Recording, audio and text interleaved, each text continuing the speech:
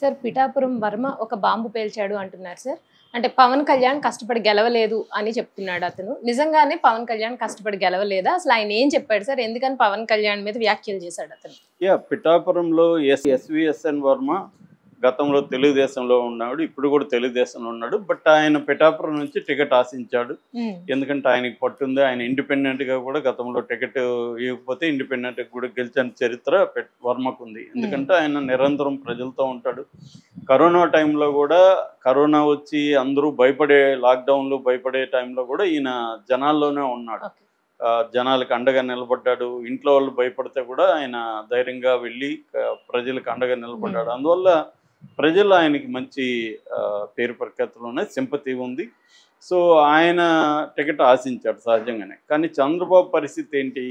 తను పొత్తు మీద డిపెండ్ అయిన వ్యక్తి చంద్రబాబు. ముఖ్యంగా పవన్ కళ్యాణ్ లేకపోతే తాను గెలవలేనని చెప్పి పవన్ కళ్యాణ్ని గట్టిగా పట్టుకొని పవన్ కళ్యాణ్ ద్వారా బీజేపీని దీంట్లోకి పొత్తులోకి తీసుకురావడం, ఇవన్నీ కూడా పవన్ కళ్యాణ్ లేకపోతే అసలు మళ్ళీ జగన్ వచ్చుండేవాడు అనేది అందరికి కూడా ఇవాళ తెలుసు. సో అంత ఇంపార్టెన్స్ పవన్ కళ్యాణ్కి ఉన్నప్పుడు పవన్ కళ్యాణ్ కోరుకున్న సీటుని ఖచ్చితంగా చంద్రబాబు ఇవ్వాల్సిన పరిస్థితి ఉంటది ఎక్కడైనా. సో పవన్ కళ్యాణ్ ఏమో పిఠాపురం కోరుకున్నాడు. సో పిఠాపురంలో కాపు పాపులేషన్ దాదాపు 90,000 పైన ఉంటారు.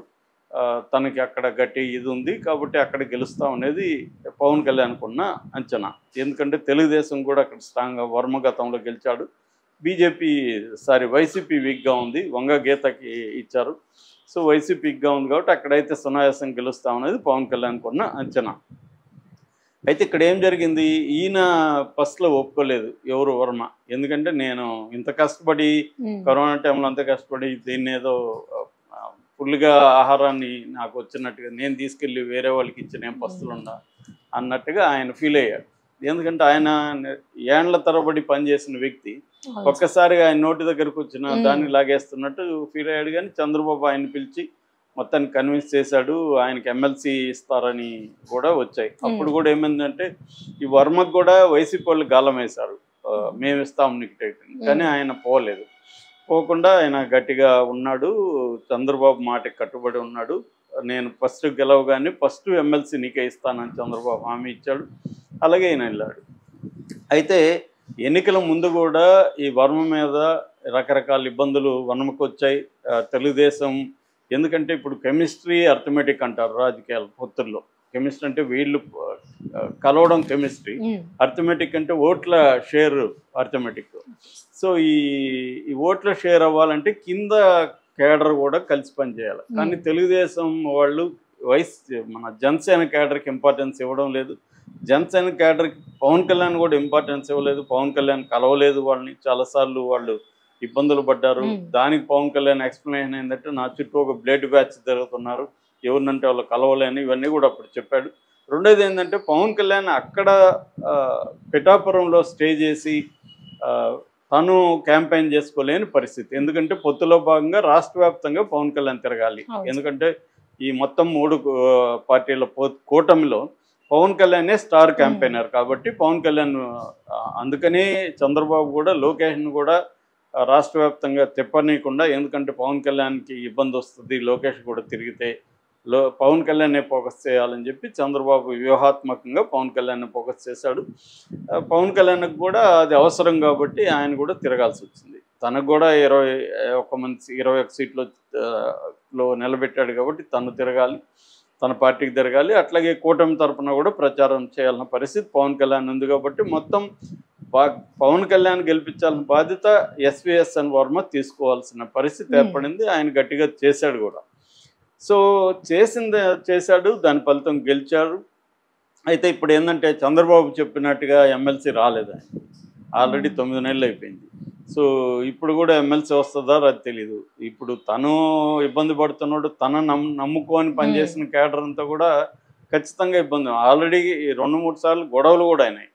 వర్మ కంప్లైంట్లు ఇచ్చాడు, చాలామంది తెలుగుదేశం కేడర్ తన కేడర్ మీద దాడులు ఇవన్నీ కూడా జరిగాయి.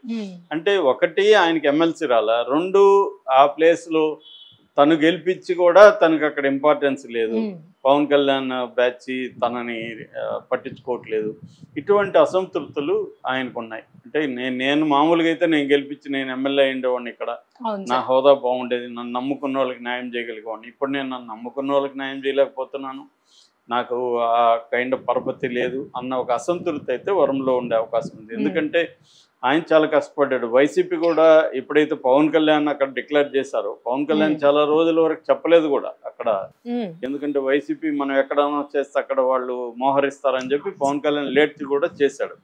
చేసినాక వంగగీతను అక్కడ పెట్టినాక పవన్ కళ్యాణ్ పెద్ద ఎత్తున అక్కడ దాదాపు 3-4 పెద్ద లీడర్ని, మిథున్ రెడ్డి లాంటి వాళ్ళని, తర్వాత మన ముద్రగడ పద్మనాభం లాంటి వాళ్ళని అక్కడ దింపి చాలా పెద్ద స్థాయిలో అక్కడ డబ్బులు కూడా విపరీతంగా వెదజల్లి, ఎందుకంటే పవన్ కళ్యాణ్ని అసెంబ్లీలోకి అడుగు పెట్టనీయమనేది వైసీపీ శబ్దం, దాన్ని వాళ్ళు నెరవేర్చుకోవడం కోసం చేశారు. అంత చేసినప్పటికి కూడా గెలిచాడంటే కేవలం ప్రధానంగా వర్మ ఇదైతే ఉంది.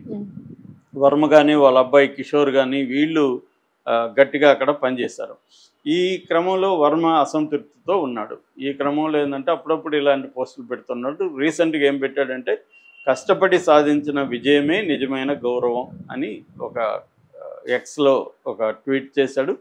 దాని కింద తను గతంలో అంటే క్యాంపెయిన్లు, తను మాట్లాడిన వీడియోలు, తన క్యాంపెయిన్ వీడియోలు అన్నీ కూడా పోస్ట్ చేశాడు. అంటే అర్థమేమి, ఎక్కడ పవన్ కళ్యాణ్ వీడియో కానీ ఏమీ లేదు.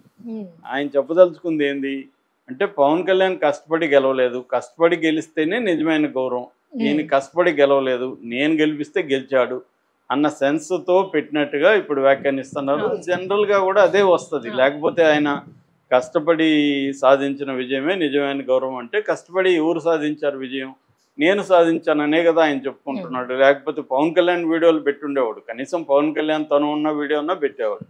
ఓన్లీ తన వీడియోలు పెట్టి ఈ కొటేషన్ పెట్టాడంటే క్లియర్గా ఇది పవన్ కళ్యాణ్ కాదు నాయన, గెలిపించింది నేను, కష్టపడి గెలిపించింది నేను, ఆ గౌరవం నాకు దక్కాలి అనేది ఆయన చెబుతున్నట్టుగా ఉంది. ఎందుకంటే ఊరికే ట్వీట్లు చేయరు కదా వీళ్ళు, దాని వెనక ఒక మీనింగ్ ఉంటుంది. ఆ మీనింగ్ ఏంటంటే నాకు గౌరవం దక్కట్లేదు, గౌరవం దక్కాల్సిన నాకు, ఎందుకంటే కష్టపడి సాధించిన విజయం ఇది, ఆయన కష్టపడి సాధించలేదు పవన్ కళ్యాణ్, అది వాస్తవం కూడా. కాకపోతే పవన్ కళ్యాణ్కి ఉన్న లిమిటేషన్స్, ఆయనకున్న అవసరాల రీత్యా పవన్ కళ్యాణ్ అక్కడ కష్టపడలేదు. కానీ పవన్ కళ్యాణ్ కష్టపడకపోతే చంద్రబాబు ఎలా సీఎం అయ్యేవాడు, అది కూడా వరంలా అంటే ఆలోచించాలి కదా.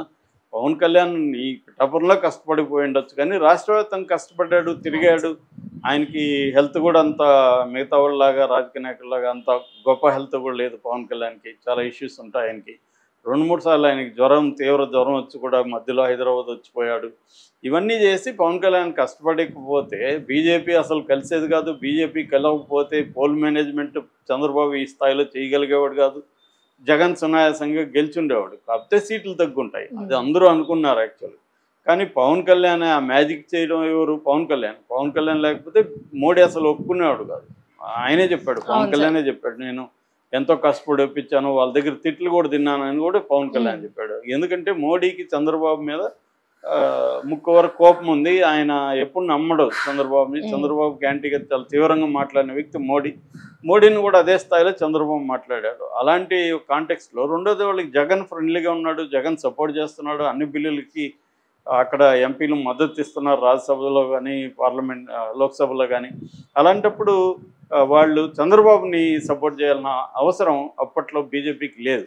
కానీ ఓన్లీ జగన్ ఏంటంటే ఎన్డీఏలో చేరే పరిస్థితి లేదు, బీజేపీకి కూడా ఒక భయం ఉంది. ఎన్డీఏలో లేకపోతే రేపొద్దున కాంగ్రెస్కి కొద్దిగా అటు ఇటుగా వచ్చినప్పుడు జగన్ అట్టేమన్నా షిఫ్ట్ అయితే మన పరిస్థితి ఏంటి. ఇప్పుడు జగన్ కానీ ఎన్డీఏలో చేరితే మనం జగన్ నమ్మొచ్చు, ఎన్డీఏలో జగన్ చేరే పరిస్థితి లేదు, ఎందుకంటే జగన్కి ఇక్కడ మైనారిటీ ఓట్లు పోతాయని ఒక భయం ఉంది.